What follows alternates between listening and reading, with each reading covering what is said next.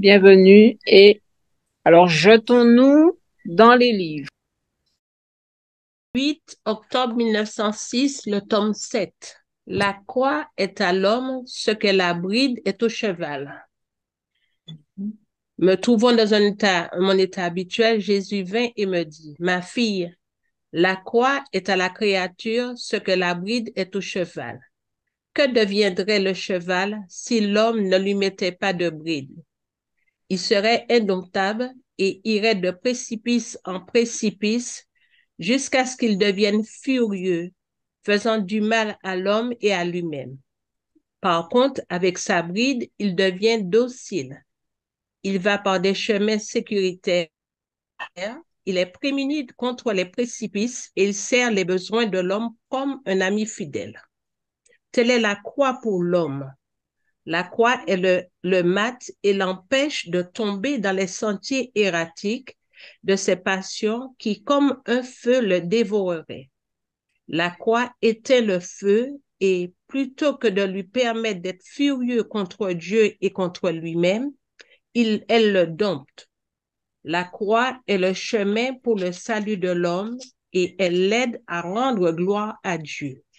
Oh, si ce n'était pas de la croix, que dans la sagesse, de sa sagesse infinie, la divine providence utilise pour brider l'homme, combien de mots fondraient sur le genre humain? Mhm. Mhm, mhm. Alors, on t'écoute. Nous passons par la croix et ça, je le vis. J'ai l'impression que depuis que je lis, j'essaie d'entrer de vivre dans la divine volonté, j'ai des croix très lourdes que je porte, alors que je me dis, mais quand je n'y étais pas, je n'en avais rien, quoi.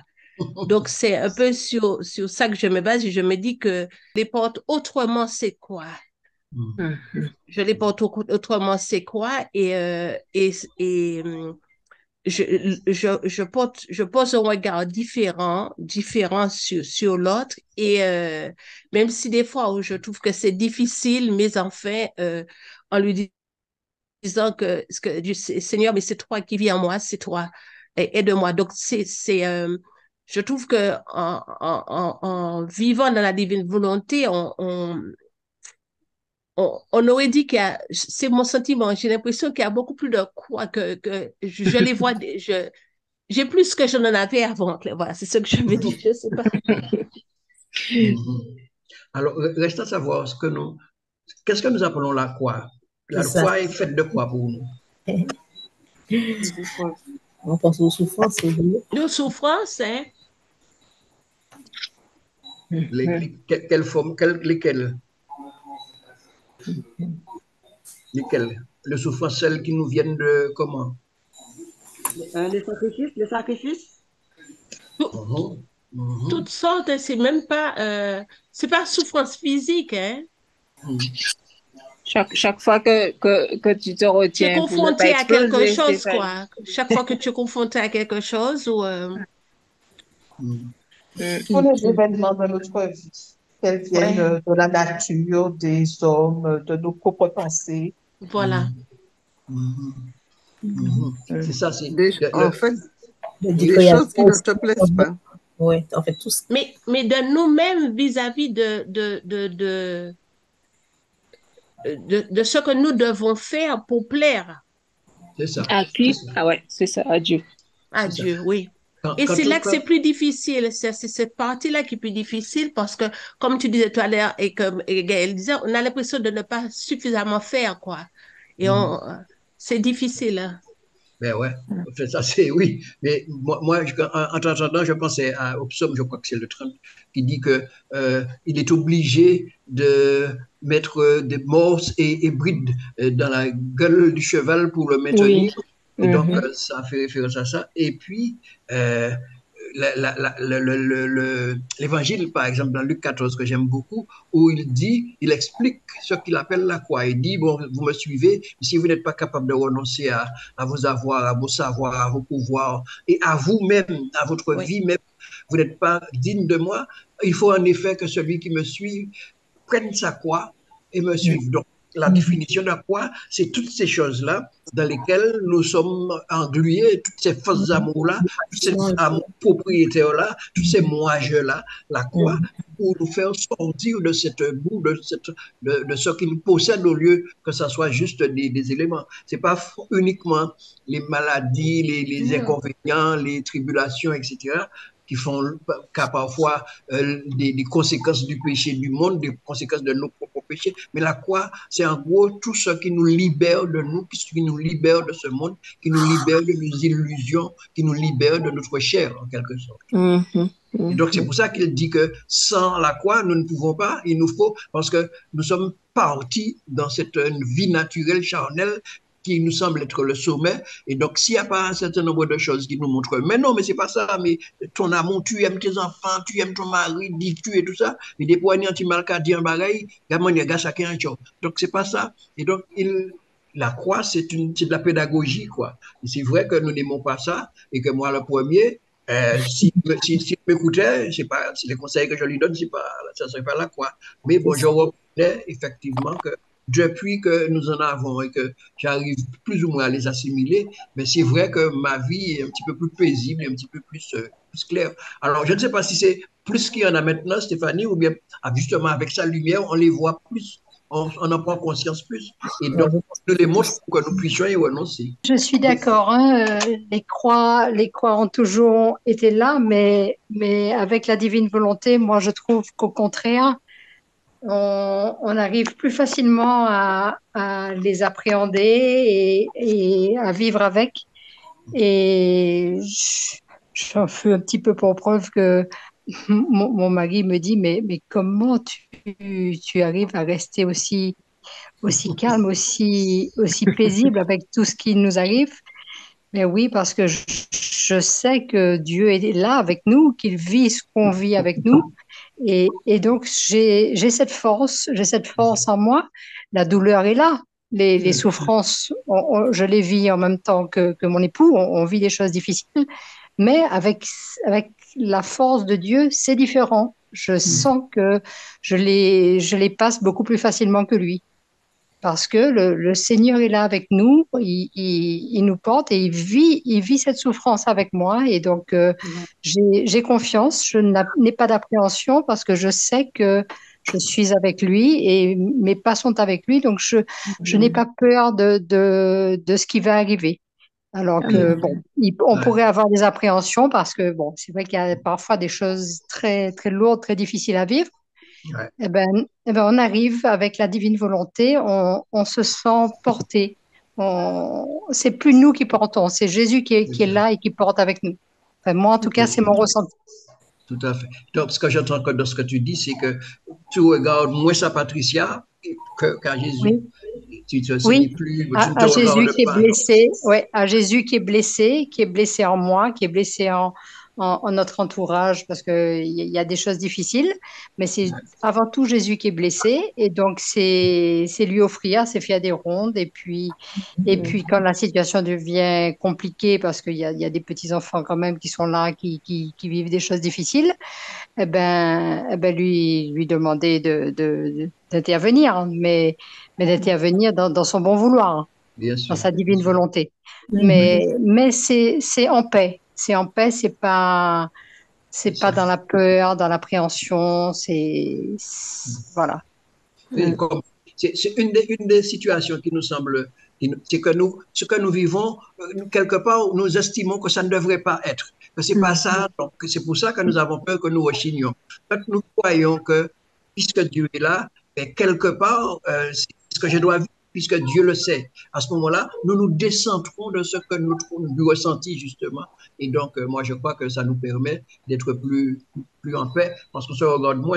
Et le problème, c'est que quand on sort de ça, et qu'on commence à se regarder, ah, mais c'est pas ci, ah, mais c'est pas ça, mais les conditions, on retrouve Très sous l'eau, et puis là, on s'enfonce. Exactement, comme Pierre qui a eu peur. Le petit plus que nous aurions, c'est ça, hein, de divine volonté, ce serait ça, ce serait cette certitude que ben, ce que je vis, Dieu le sait, et Dieu vit en moi, Dieu est la vie, Dieu est la source, donc il le porte avec moi, il souffre avec moi. Patricia, même si on ne conçoit pas qu'il souffre avec nous, ce qui est vrai. Mais le seul fait de savoir qu'il est là, eh ben, ça nous donne une occasion de ne pas flipper, quoi, puisqu'il est là. Oui, c'est consolant, Ouais. exact.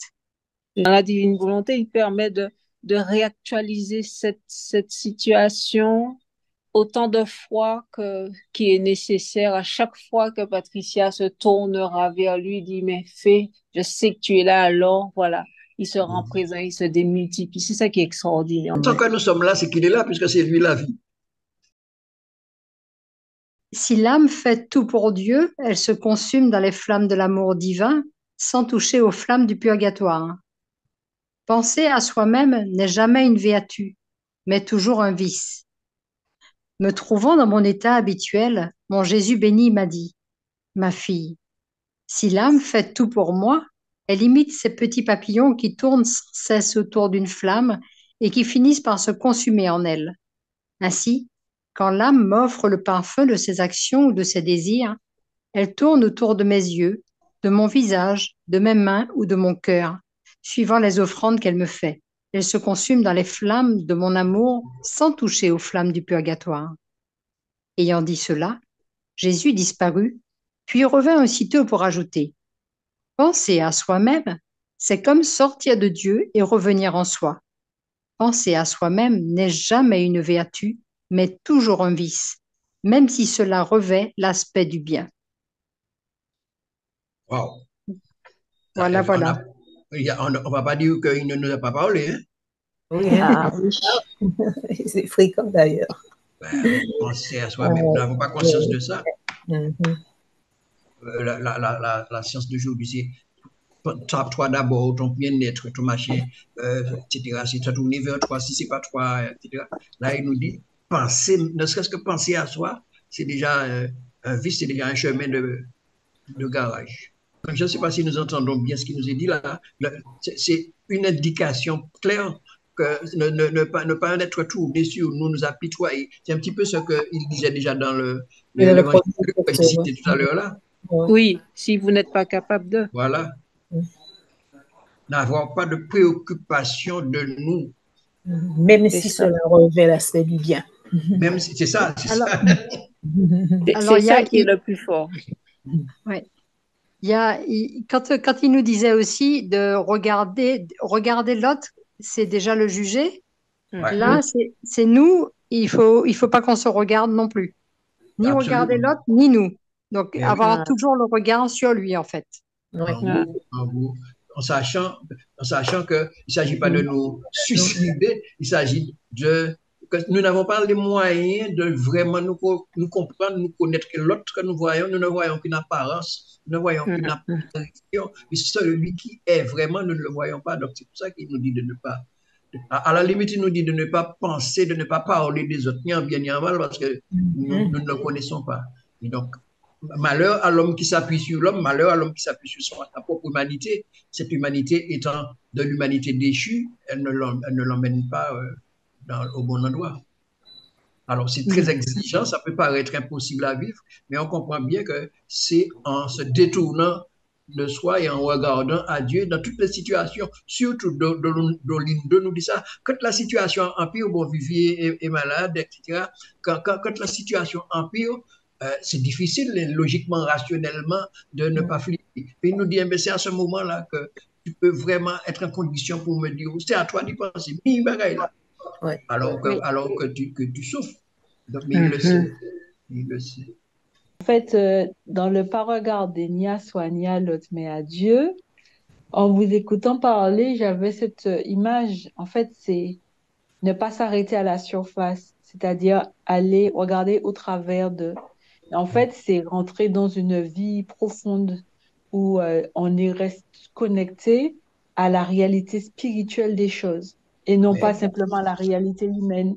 Et c'est-à-dire, en fait, aller dans l'accomplissement de l'exercice du regard. Parce que si tout ce qui a été créé, toutes les enveloppes matérielles, dans leur beauté, en fait, elles étaient censées nous révéler la bonté, la grandeur de ce qu'il y avait derrière. Et donc, en nous disant, mais ne regarde ni à toi ni à l'autre, c'est-à-dire que si tu t'arrêtes à la surface, tu vas rater l'essentiel de ton être et tu vas rater l'essentiel de l'être de l'autre. Parce Amen. que si vous êtes tous les deux de moi, en fait, la réalité que je veux te faire découvrir et à travers toi-même et à travers l'autre, c'est moi, c'est ma présence. Mhm.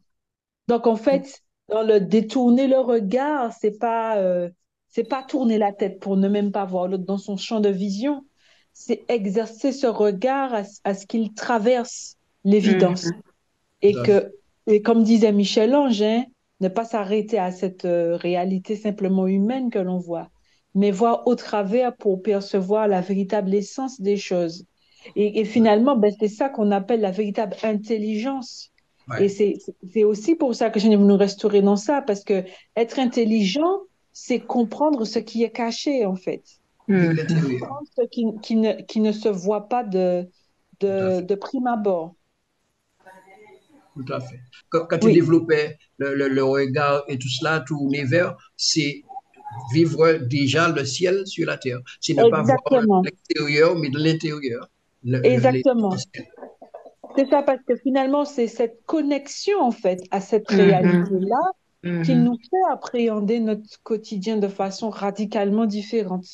C'est Ouais. ça. Et finalement, ben, ce qui est dur pour nous au départ, parce que on commence à cheminer et que du coup, ça nous bouscule dans nos habitudes. Et je me souviens de ce que nous témoignait Stéphanie, qu'elle disait que, en fait, tout le temps qu'elle n'avait pas découvert la divine volonté et puis qu'elle n'avait pas voulu commencer à cheminer, en fait, ça paraissait plus simple. Et Ouais. que du Mhm. coup, maintenant qu'elle veut cheminer, qu'elle veut s'accrocher à cette réalité-là, qu'elle sent que ça la bouscule, qu'il y a les épreuves qui sont là. Il y a les épreuves qui sont là parce que quelque part, ce monde veut la retenir Ah dans oui. cette superficialité. Parce que, Mhm. et c'est ça l'œuvre du démon, parce que, mine de rien, Lucifer, celui qui fait de la lumière, il y a une il y a une grande similitude, enfin, Mm. une grande relation entre la capacité d'orienter la lumière et la capacité à mentir. En fait, mentir, Mhm. un jeu d'ombre et de lumière sur une situation et nous Mm. faire croire que nous sommes toujours dans la vérité quand nous sommes déjà dans le mensonge. C'est ça, Et le donc, texte de Mhm. Jacqueline. Tout à fait. voilà. Et finalement, cette idée de t'exercer, de nous exercer à dire non, regarde Dieu, mais Dieu c'est qui? C'est la vraie lumière. Et donc, Ouais. qui transcende les réalités pour nous faire voir vraiment les choses telles qu'elles sont. Et cette parole de Saint Paul, nous le verrons tel qu'il Et est et nous puis, nous verrons tel que nous sommes. Ah C'est-à-dire oui. que nous aurons réussi à transcender cette réalité matérielle pour Ouais. pouvoir pleinement embrasser cette réalité spirituelle Qui est c'est là? ça. qui est là. Et dans la divine volonté, il vient nous dire que, en fait, il nous met en sécurité, en sûreté quand il nous dit de ne pas regarder l'autre C'est ça. comme on l'a défini. C'est en fait, là encore, c'est encore une pédagogie de sa part pour qu'on reste dans ce qui est vrai et C'est ça. réel, en fait. C'est C'est pour ça nous que la sauver. divine volonté. Exactement. Pour nous sauver du mensonge, du Exactement, péché, de puisque l'erreur. oui, rappelons-nous, déchu, le péché est arrivé, voilà, nous a mis dans des distances qu'on ne peut pas mesurer entre lui et nous. Et là, il vient nous dire, nous donner ce message pour que justement, eh bien, il nous protège. Tout à fait. En plus, c'est pour ça que nous sommes faits, pour nous la rappeler. C'est pour ça Mm, que nous sommes faits. Nous sommes faits pour l'essentiel. Nous sommes faits pour la lumière. Dieu est lumière. Donc, mm, c'est il nous a fait pour lui, il nous a fait de lui. Donc, nous sommes appelés à vivre de la lumière. Or, le mensonge, justement, a jeté de l'ombre. Il met il prend l'ombre et puis il déguise en lumière. Et puis, donc, nous comprenons que c'est lumière alors que c'est l'ombre. Mais mm, la pédagogie, c'est de nous appeler à regarder l'essentiel. Et ça peut sembler un petit peu idyllique, un petit peu subjectif et tout cela, mais il nous a donné l'arme, la manière, le moyen pour le faire, c'est l'amour. C'est mhm. ne pas aimer l'autre, quel qu'il soit, aimer les situations, aimer la vie telle qu'elle est, quelle qu'elle soit, parce que ben, elle vient de Dieu qui est l'amour. Et si nous nous tournons vers cet amour, c'est-à-dire nous oublier nous pour le bien de l'autre, pour eh bien, à ce moment-là, nous voyons et nous fait avoir l'essentiel. Déjà, le poète le disait, l'essentiel ne se voit qu'avec l'amour à l'intérieur. Et donc, c'est Mhm. tout. Donc, la croix, c'est pas pour nous emmerder, c'est pas pour nous faire souffrir, c'est pas du dolorisme que on accuse le catholicisme, c'est parce que c'est seulement comme cela que nous arrivons, il arrive à nous gérer, puisque s'il ne nous met pas ces brides, s'il ne nous met pas la croix qui nous freine, nous qu'à partir en toute direction. Il nous invite à revêtir son habit, à devenir des transparents de lui et à Ouais. revêtir ses yeux pour regarder l'autre et arriver à l'aimer avec ses yeux. Amen. Et c'est vrai que Amen. si on n'y arrive qu'avec lui. Absolument. Tant que c'est pas avec lui, c'est pas de l'amour, c'est de la possession, c'est on a satisfaction, on est content de bon, et puis on est valorisé par l'autre et tout ça. Mais dès qu'il y a un petit machin, nous voyons bien à quel on se situe notre amour. Notre bonheur n'est pas ce que nous faisons, c'est pas nous qui sommes générateurs de notre bonheur, c'est pas nous qui pouvons faire notre bonheur humainement avec notre nature humaine. Et donc c'est un petit peu ça, c'est-à-dire que c'est tout ce que nous faisons, bon, j'ai ça, il nous dit déjà dans l'évangile, il nous disait ça avec Saint Paul, il faut être mort à tes projets, à tes désirs personnels. Si tu n'es pas capable de renoncer, c'est tout ça qui est lié. C'est-à-dire que votre bonheur, quand je vous ai fait pour être heureux de ma présence, d'une relation, comme la de la Trinité, l'amour, tout l'amour que le Père a pour le Fils, la réponse d'amour que le Fils a pour le Père, l'amour circulant entre eux qu'ils ont pour toute la créature. C'est pour cela que nous sommes faits. Donc, c'est aussi toutes ces turpitudes, toutes ces tribulations. C'est aussi pourquoi nous prenions conscience que nous sortions de cette erreur de vouloir faire notre bonheur par nous-mêmes avec nos propres paramètres, parce que c'est pas pour cela, c'est pas comme cela que nous avons été faits. Et donc ça aussi, c'est pas facile à comprendre, c'est pas rationnel dans le monde humain, mais nous ne pouvons pas faire notre bonheur nous-mêmes. Le bonheur que la chair, le bonheur que le monde peut nous proposer, c'est quelque chose de fini, quelque chose d'éphémère qui est conditionné par ceci, par le bien-être, par de la tranquillité, tout ça. Et dès qu'il y a un petit hiatus, il n'y a plus de bonheur, il n'y a plus, c'est la débandade, donc, c'est aussi au fur et à mesure que nous évoluons avec lui, il nous fait découvrir ça. Et les croix, ce sont ces brides qu'il met dans nos bouches de chevaux fous pour rester tranquille, quoi. 4 janvier 1924, c'est le texte où il explique que la parole, non pas ma volonté, mais la tienne, il explique que ce n'est pas du tout par peur, c'est la souffrance et tout cela, c'était au nom de toute l'humanité. Il portait en lui tous les péchés de tous les hommes, et quand il a vu cette masse-là, il a dit en quelque sorte au nom de tous les hommes, Père, non pas que la volonté de l'homme se fasse sur la terre, parce que c'est pas possible, mais la tienne. Mais ce qui m'intéresse dans cela, comme elle aide la volonté humaine sans la volonté divine, laquelle volonté divine, comme dans une coupe, se trouve dans chaque créature. La volonté divine est là en chacun de nous. Mais elle est encore dans des actes suspendus, elle est encore dans sa dimension surnaturelle et il s'agit pour nous de vivre de telle manière de nous les approprier. Mais comment faire? Ben, c'est en renonçant à un tas de moi-je, en renonçant à nos paramètres humains, en acceptant de croire, puisqu'elle est là, eh ben, c'est elle qui est prioritaire et je ne me réclame de rien, je ne prévois rien, je ne fais rien sans la conscience que Dieu est là. On peut ne pas avoir cette conscience dans son mental et puis l'avoir en permanence dans cette conscience consciente, je veux dire, mais elle devient un état. Quand on a compris cela, elle devient un état. On sait que je ne peux rien faire de bien, je ne peux rien faire déjà sans Dieu, puisque la pensée, la capacité de parler, la capacité de mouvoir, la capacité de concevoir, tout cela vient de cette potentiel que Dieu est en moi. Et donc, quand on sort de cela, quand on n'en a pas la conscience, ça a été dit, la volonté humaine, elle l'aide quand elle essaie de se faire sans la volonté divine. Un autre, il nous dit ça, il dit, il n'y a aucun mal parmi les générations dont la volonté humaine n'est pas le principe. Voici le péché en régime chrétien. Voici le péché pour Jésus-Christ et pour son Père. C'est la volonté humaine qui prétend se faire sans la volonté divine, qui se prétend être en dehors de la volonté divine, alors qu'elle n'existe que par la volonté de Dieu. C'est la volonté de Dieu qui se manifeste dans notre humanité.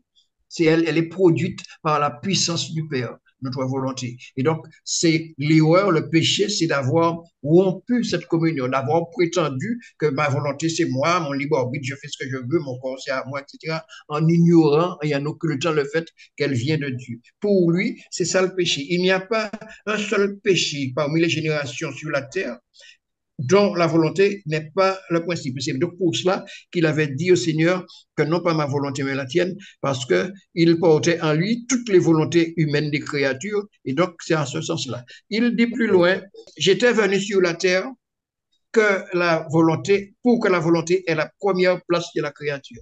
Ce qui intéresse notre Seigneur Jésus-Christ, ce qui l'intéresse à travers cette Église, ce qui l'intéresse à travers cette démarche de foi que nous avons, c'est que nous puissions le laisser redonner à la volonté divine la première place en nous. Et donc, là encore, il y a un tas de choses humaines, un tas de choses que nous poursuivons et tout cela, mais qui ne se réfèrent pas à lui, qui parfois s'opposent à lui, mais en tout cas qui ne tiennent pas compte d'eux. Et donc, il nous permet de les vivre pour que nous prenions conscience de cela et pour que nous ayons envie, pour que nous choisissions d'y renoncer. Donc, c'est tout le long de notre vie que ça se passe. Donc, en fait, même la rédemption, qui est l'évangile tel que nous le connaissons pour l'instant, même la rédemption elle-même est d'ordre secondaire. C'est toujours ma volonté qui a la primauté sur tout. Le véritable but de la création, le but principal pour lequel je suis venu, c'est le règne de la divine volonté. Donc, nous voyons bien que nous qui nous intéressons à cette divine volonté, nous qui disons oui, même si c'est du bout des lèvres, du cœur, à cette proposition, à ce don, nous avons fait le bon choix. Mais il s'agit de continuer le périple pour le laisser faire tout ce qu'il fait en nous. Si le début du mal chez l'homme fut dans sa volonté, c'est cette volonté-là que je devais ordonner et restaurer en restaurant l'union entre la volonté divine et la volonté humaine. Il dit qu'une fois que la volonté humaine est vaincue, il n'y a plus de problème.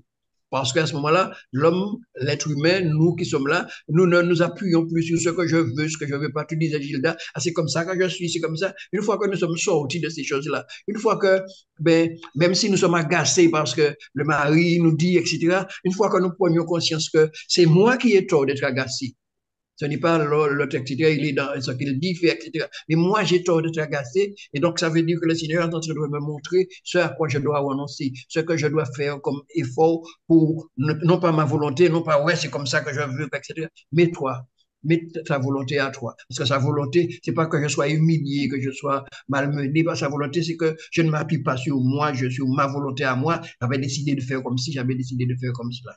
Et donc, je crois qu'il nous fait un rappel de la manière de vivre entre volonté humaine et volonté divine. Oui, alors, je finis juste sur cette... Voilà. Ton Jésus fera en sorte que tout ce qui pourra arriver à l'intérieur et à l'extérieur de toi ait pour effet que sa volonté ressorte encore plus qu'avant. Sur terre, je ne m'occupais que de faire la volonté de mon Père, puisque toute chose s'y trouve. Et voilà ce que nous devons retenir. Toute chose se trouve dans la volonté divine, dans la présence réelle de Dieu.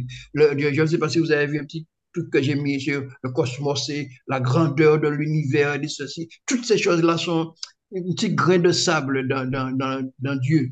Donc, toute chose se trouve dans sa volonté. Et c'est pour cela qu'il se bat pour que nous puissions renoncer à tout le reste, pour qu'il y ait de la place en nous, pour qu'il dépose cette volonté, parce que c'est en lui que nous pouvons avoir tout et au-delà des choses humaines. Et donc, il est venu nous dire comment l'homme doit vivre. Je ne m'occupais que de faire la volonté du Père. Et donc, je ne faisais rien si ce n'était suivant la volonté suprême. Mes paroles, mes douleurs, mes œuvres, mes battements de cœur étaient remplis de la volonté céleste. Et moi, je crois que c'est ce que je veux pour toi. Tu dois tout axer sur ma volonté en te laissant brûler par son souffle jusqu'à perdre toute autre connaissance que celle de ma volonté pour toujours. Et donc, là encore, le Seigneur nous rappelle un petit peu ce qu'il attend de nous, comment il nous voit, comment il veut que nous vivions, le fait de lui donner notre volonté, de renoncer à notre volonté. C'est pas par masochisme, c'est pas pour nous faire souffrir, c'est pas par punition du péché, c'est parce que c'est une fausse manière d'être dans notre être humain. Notre être humain vient de Dieu. C'est Dieu qui est la vie. Notre être humain est une manifestation, une expansion, une extension, dit-il dans le ciel, de lui. Donc, il s'agit de redonner sa place à Dieu pour que nous devenions ce que nous sommes de toute éternité. Ce que nous serons après notre mort, dans toute l'éternité, est déjà acté, est déjà là. Les actes suspendus de Paul Jésus dans le livre du ciel, c'est ça. Les bonnes choses, les bonnes paroles, les bons actes tels qu'ils étaient prévus, Jésus les a refaits, les a mis, sont là. Maintenant, toute notre vie ne doit avoir qu'un objectif, c'est de les actualiser dans notre vie quotidienne. Et pour cela, ben, on a une seule arme, c'est celle de l'amour, de ne pas juger, de ne pas critiquer, et puis de ne pas se regarder, mais de regarder à Dieu. Si on se regarde, on doit voir Dieu. Quand nous regardons dans un miroir, c'est Dieu qu'on doit voir, comme il est dit, que Dieu, quand il se regarde, c'est nous qu'il voit. Et donc, moi, je crois qu'il y a aussi là à faire un petit peu plus attention à, non pas ma volonté, mais la tienne. La troisième vie de Jésus. Seigneur, que veux-tu de moi? Manifeste-moi ta sainte volonté. Il me répondit, ma fille, je te veux totalement en moi, afin que je puisse tout trouver en toi. En étant totalement en moi, tu me feras trouver en toi toutes les créatures. Tu me feras trouver en toi la réparation, la satisfaction, l'action de grâce, la louange, ainsi que tout ce que les créatures me doivent. En plus de la vie divine et de la vie humaine, l'amour me donna une troisième vie qui fit germer en mon humanité les vies de toutes les créatures. L'amour me donna des morts continuelles, me bâtit et me fortifia, m'humilia et m'éleva, me donna de l'amertume et me combla de douceur, me tourmenta et fit mes délices. Que ne comporte pas cet amour infatigable et prêt à tout? Tout peut être trouvé en lui. Sa vie est éternelle et toujours nouvelle. Oh, comme je voudrais trouver en toi cet amour pour t'avoir toujours en moi et tout trouver en toi. À partir de maintenant, si nous n'avions pas encore commencé, n'ayons qu'un seul objectif, n'ayons qu'une seule préoccupation, que la vérité de Dieu se manifeste en nous. Il ne s'agit pas de dire la vérité, mais de la faire, de faire de telle manière que ça soit Dieu. Ça ne se voit pas, encore une fois, ce n'est pas extérieur. Les autres qui n'ont pas le même regard ne vont pas voir ça. Ils vont voir que nous avons changé, peut-être que nous sommes plus calmes, tout ça, mais ils ne voient pas les merveilles que le Seigneur fait à l'intérieur de nous.